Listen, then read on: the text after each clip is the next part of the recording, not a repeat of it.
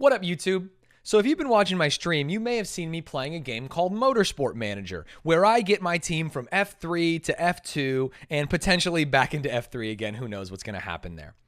It has ignited in me a bit of an interest in motorsports in general, and so I thought I'd watch a video about my country's motorsport. I'm talking about NASCAR. Let's go! All right, chat link me this video. I don't know what it is. Use your signal, you cow! When you're stuck in traffic, it's easy to lose your temper. Sometimes we encounter other drivers so insanely idiotic that they make us question who decided to give them a license. Driving this poorly should be a crime. Sometimes it is, and the problem elegantly solves itself. But most of the time, the idiot just gets away scot-free. Not content with the unfairness of it all, a few of us will try to take justice into our own hands. Often with less than fortunate results. Don't do that. Never do that. Never take justice into your own hands. You'd have to be an idiot, especially in a car moving at high speeds. Motorsports feature the most talented drivers in the world, but they still succumb to the same emotions as the rest of us. With potentially you threw the helmet? Obviously the helmet's not going to do any damage. In the world, but they still succumb to the same emotions as the rest of us. It just bounced With right off. Potentially millions of dollars on the line, patience on the racetrack runs very thin. Auto racing provides a unique opportunity for drivers to destroy each other's vehicles without any legal or financial repercussions. In series like NASCAR, the cars are durable enough to dish out some serious punishment without jeopardizing themselves. In NASCAR, a few wrecks are not just intentional, but premeditated. On track, what I've heard in NASCAR is a phrase called rubbin's racing, which means that, hey, you have to know that you're going to get a little rub at high speeds. They're going to tap you. Best drivers are just as skilled at retaliation as they are at racing. Revenge in NASCAR comes in many forms, some more elegant than others. Well, rule number one of stock car racing is learn how to wreck someone without wrecking yourself. The most proficient retaliators are discreet enough to make you think twice over whether or not it was even on purpose. But by far the most entertaining revenge is the opposite of discreet. In this video, Is this real? By far the Dude, this car takes flight. Most entertaining revenge is the opposite of discreet.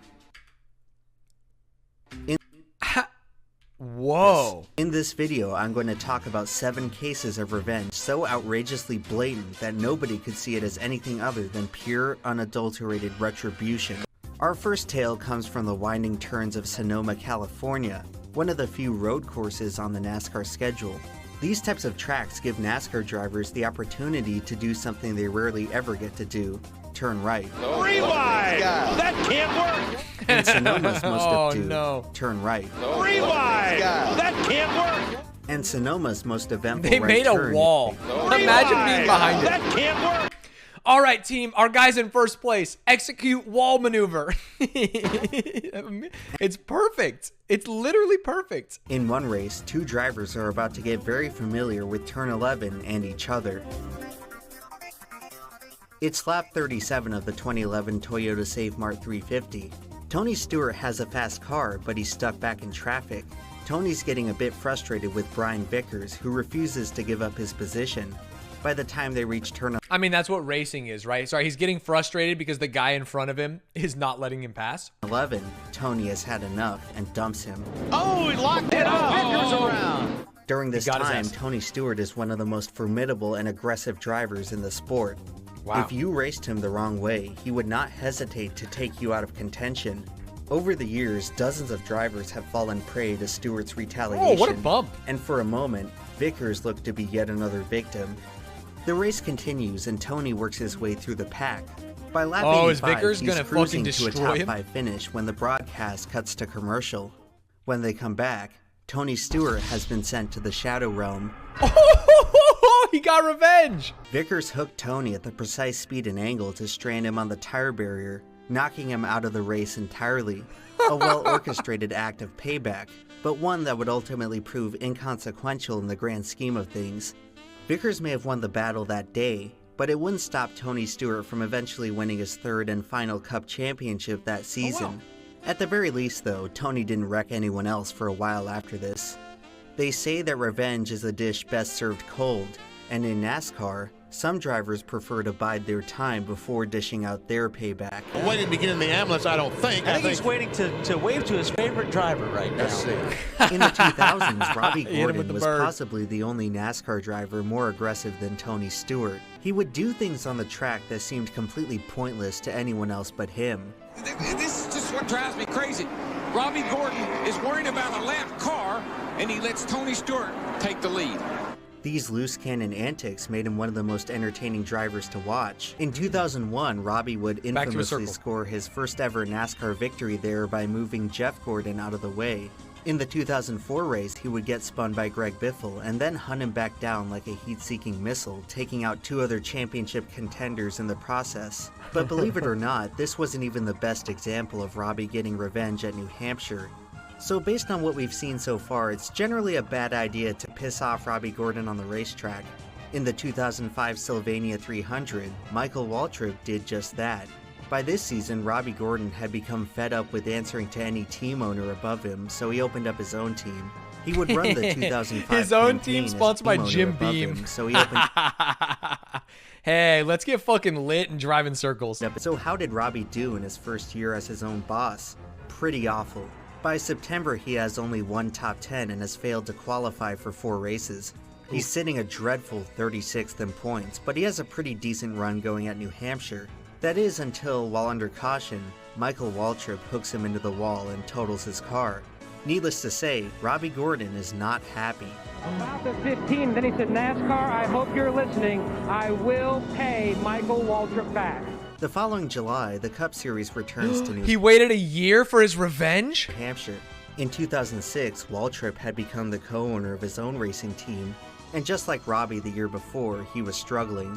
Late in the race, Michael finds himself lined up behind who else but Robbie Gordon. Everyone else may have forgotten what happened the year prior, but Robbie sure hasn't. He's about to send it. Our guy's trying to come back to us. How did that happen? He's crashed back there and broken the radiator. Robbie Gordon didn't have many victories in his NASCAR career, but when he did win, he made sure to do it in a way that was unmistakably his.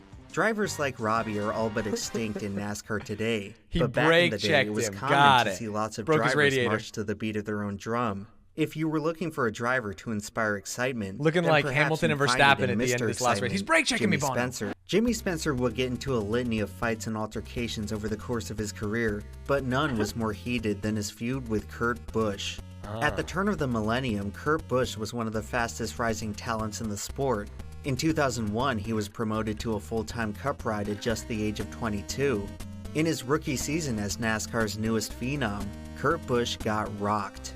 He finished 27th in points with 7 DNFs, and his biggest highlight of the year was being the last guy Dale Earnhardt ever flipped off.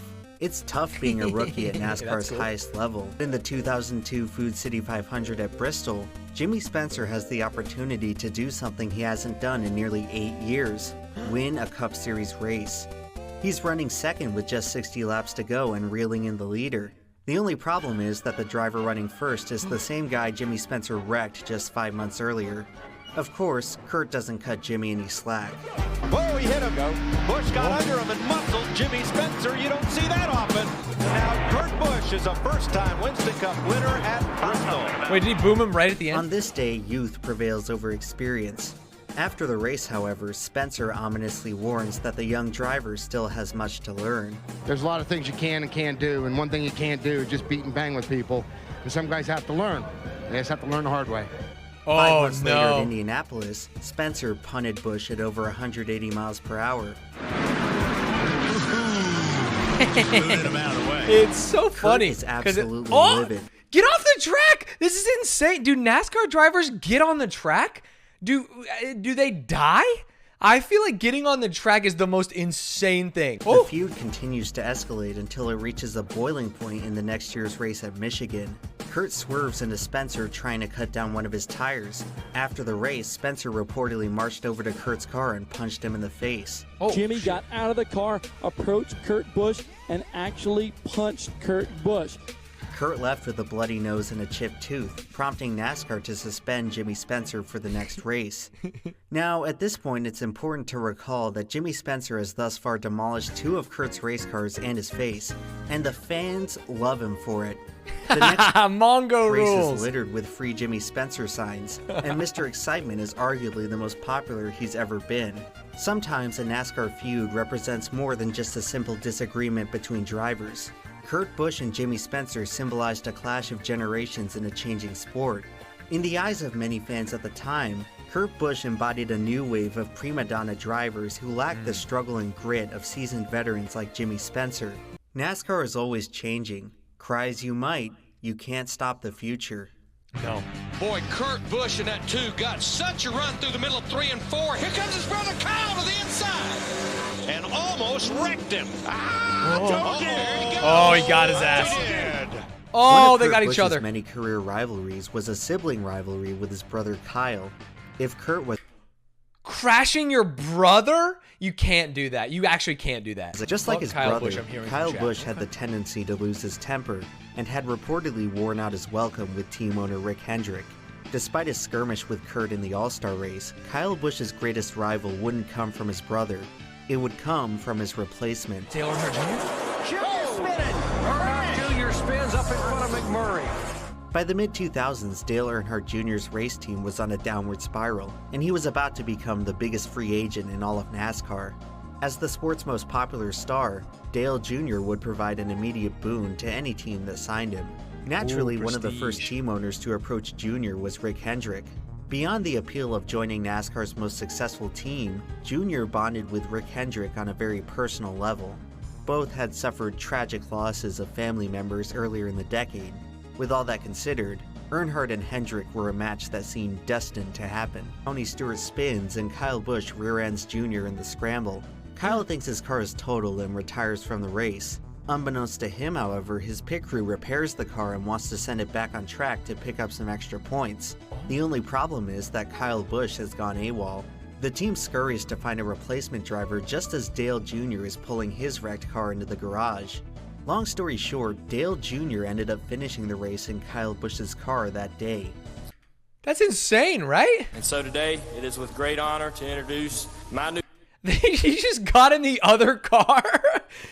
Sometimes I don't know the rules in motorsport, but that can't be legal. 6 months later, Kyle Busch is in a fierce battle for the point lead heading into Kansas, while Jr. is out of championship contention.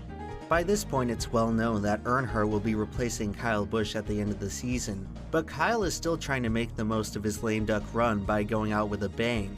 Just 30 laps in, however, Jr. runs over Kyle Busch on the backstretch and takes him out of the race. After it was over, Jr. apologized and said it was an accident, but Kyle Busch would not so easily forget the driver who cost him his first shot at the championship. I'm sure these guys that he's going to be working with next year don't really appreciate this because they've got a championship they can win this year and he doesn't. It's the spring of 2008, and Dale Jr. wants badly to win for his new team. He is currently in the midst of a 70-race winless streak. Meanwhile, Kyle Busch is riding high in his new Joe Gibbs Racing Toyota, winning 2 of the first 9 races on the season. In the final laps at Richmond, Dale Jr. is just a few miles from victory. Kyle Busch, however, has other plans. I believe he's got him this time. Oh, he turned No, it. Kyle, you bitch. Kyle, let him win one. I saw the wheels on the 18 car turn to the right just ever so slightly. One could say that the end of this race profoundly shaped the next few years in NASCAR. Kyle Busch finished 2008 with 8 victories and was instantly rocketed to public enemy #1 in the sport. A lot of people hated it. You know, I guess those are the ones with 88s tattooed on their arm. For Dale Jr., the incident would mark the beginning of the worst stretch of his career. After 2008... Sorry, the worst stretch of his career started after 70 straight losses? Jr. would not see victory lane for the next... Because he immediately lost 72 more. Oh, no. Revenge in NASCAR can greatly influence how we perceive other drivers, but very rarely does it influence the actual outcome of a season. Ryan Newman is going to get in with that move on the last lap. We said what would drivers do to make it happen. We just saw what they would do. In 2014, NASCAR introduced the controversial elimination-style playoff format, an unintended consequence of which was giving drivers tremendous leverage and potentially spoiling the competition. If you're going to have a feud in NASCAR, you absolutely do not want to start one in the playoffs. So let's talk about Martinsville. It's the oldest remaining track on the NASCAR schedule, which really shows from its unique design. Remember Turn 11 from Sonoma? Well, double it back, and that's basically the entire Martinsville racetrack. Of course, the close quarters racing creates the perfect breeding ground for tempers to flare. Heading into the 2017 playoff race at Martinsville, you can do it, Denny. He's sitting 6th in points. If he wants to advance to the championship finale, he's gonna have to catch a serious break. Chase Elliott is in quite a different place than Denny. He's not just looking for his first career championship, he's looking for his first career win. At age 21, he's in just his second full-time Cup season, but the expectations surrounding him are about as high as any other prospect the sport has ever seen. Chase Elliott is a part of racing royalty. The son of NASCAR legend Bill Elliott, he has spent the past half-decade as NASCAR's most anticipated young star. By 2017, he's next in line behind Dale Jr. as the sport's perennial most popular driver. Today at Martinsville, Chase has a pretty good shot at finally breaking through to victory lane. Winning here wouldn't just validate the talent of the young phenom, it would punch his ticket to the championship race. He's led over 100 laps so far. They don't race trucks in NASCAR, right? That's a different series. He pulls ahead of the field and looks to be cruising to a fairy tale ending. Too bad for Chase, the driver behind him is Denny Hamlin. Oh, Denny, why would you do it? It happens to you. The bumper to the back of the 24. That's NAS truck. I can't tell if that's a bit, but that's so funny. It goes around Hamlin. NAS truck Takes the lead and the caution comes out. Truck Chase is like Elliott F3 to F1. did not win on this day, but luckily for our story, neither did Hamlin. Denny swung for the fences in the closing laps of this race, but in doing so, he just made himself the biggest target in NASCAR. It's now one race before the championship finale. In the closing laps, Denny Hamlin is holding on to the final transfer spot by the slimmest of margins. It was at this point that Chase Elliott taught Hamlin a lesson in why you should never mess with racing royalty. End him. Oh, into the wall goes the 11. The 24 pinched the 11 into the wall.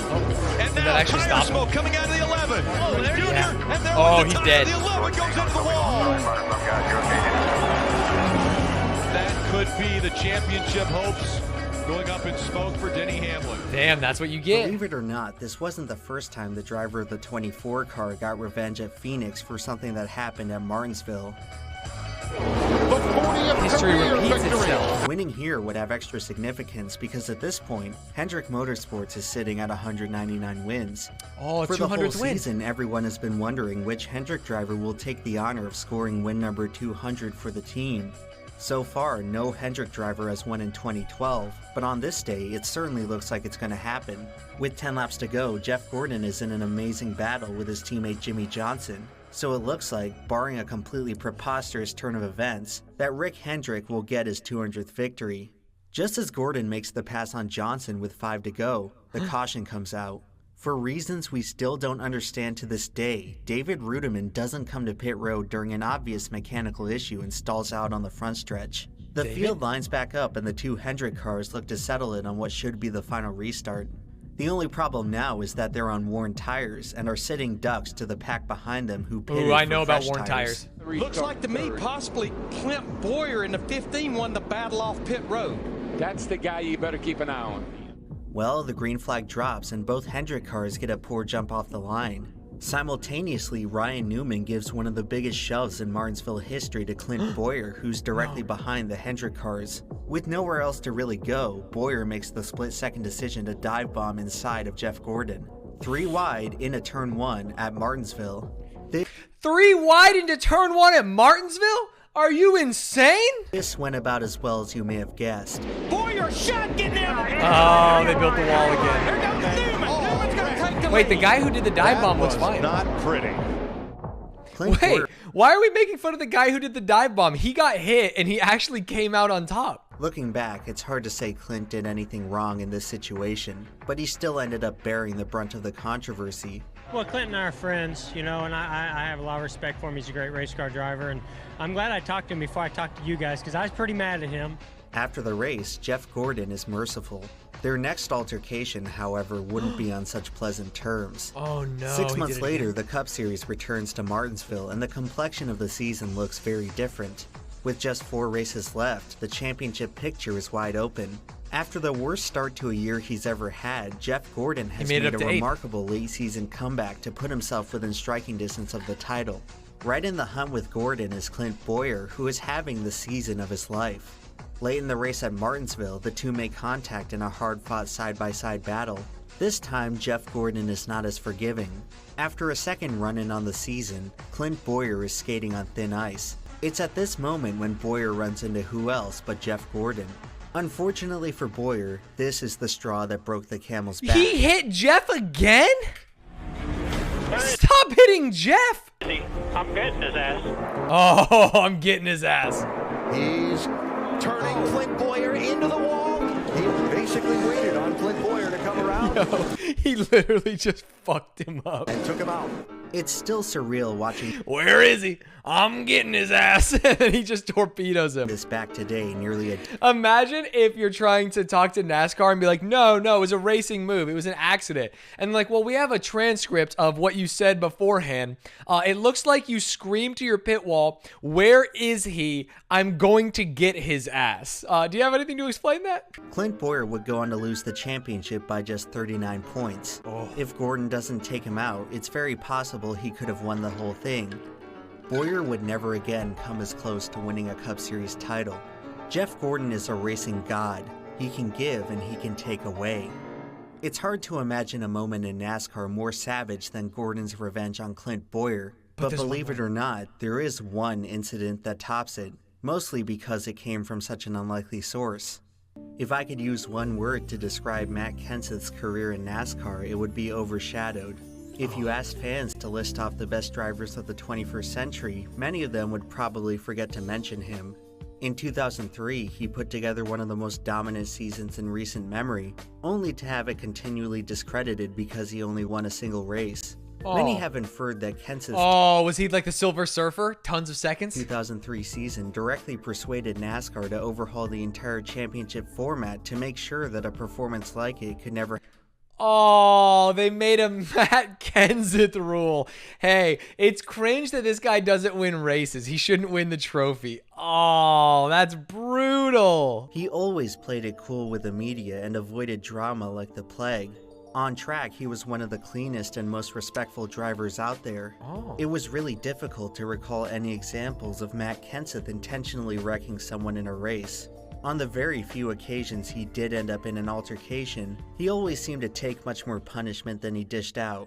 So remember Brian Vickers from Chapter 1? I remember Well, Brian. getting revenge on Tony Stewart must have awoken some kind of demon within him, because later that season at Martinsville, Vickers went on possibly the biggest rampage in NASCAR history.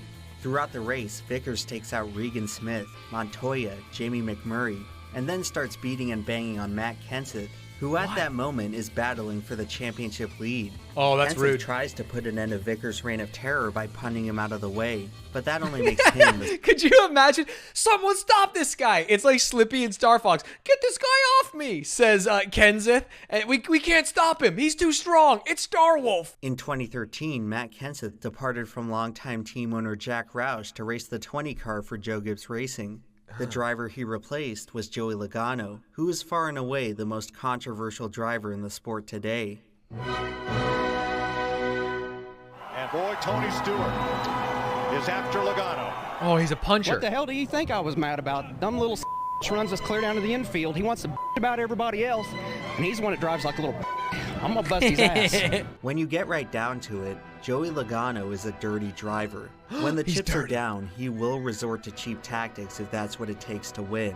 He'll block someone with a huge run and risk wrecking the whole field. He'll slam someone into the wall if he knows they're gonna pass him. He'll move a 53-year-old Mark Martin out of the way rather than going through the inconvenience of racing him clean for the win. By 2015, the hatred for Joey Logano was reaching an all-time high. He's having the best statistical season of his career and looks poised to take the championship.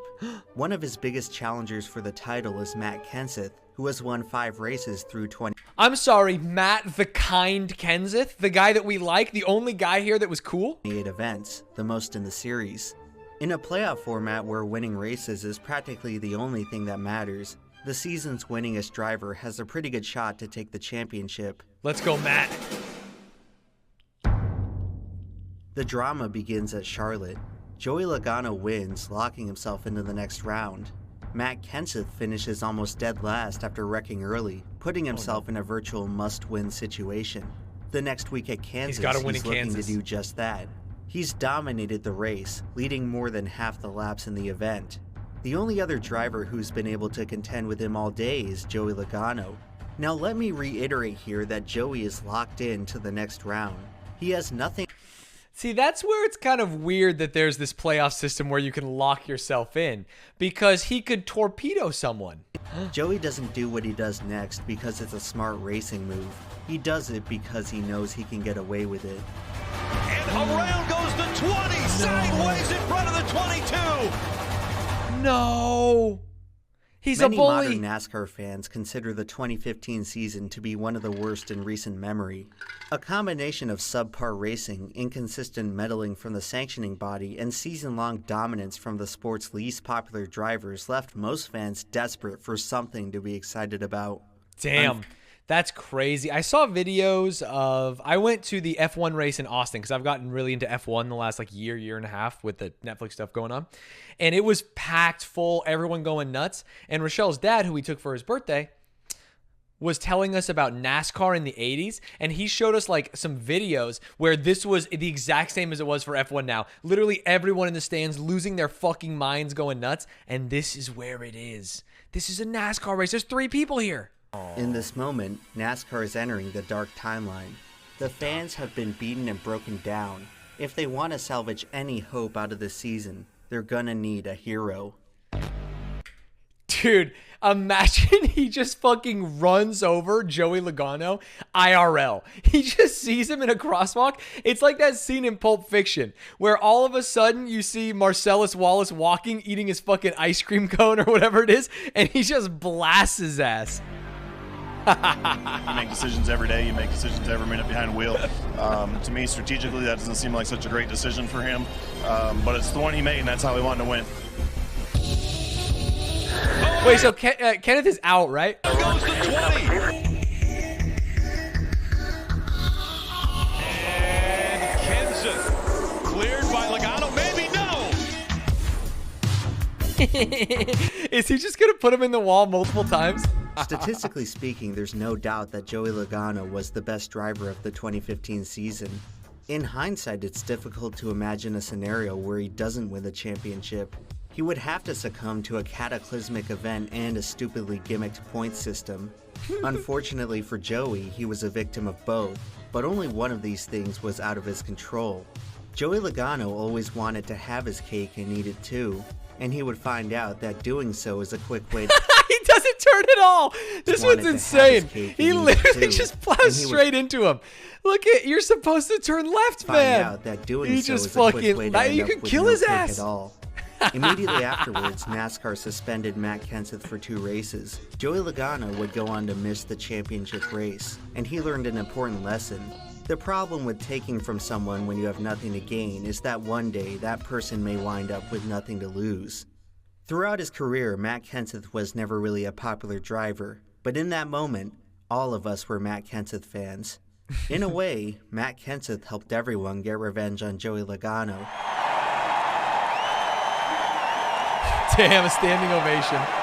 In NASCAR, vengeful vendettas inevitably leave behind a trail of wrecked race cars, poor finishes, and shattered dreams. In the game of revenge, everybody loses. Most drivers simply choose not to play. So the next time you're on the road and feel like carrying out your own piece of revenge, it's probably best to just turn the other cheek. I'm gonna go Matt Kenseth on their asses, chat. If you like this video, it's by EMP Lemon.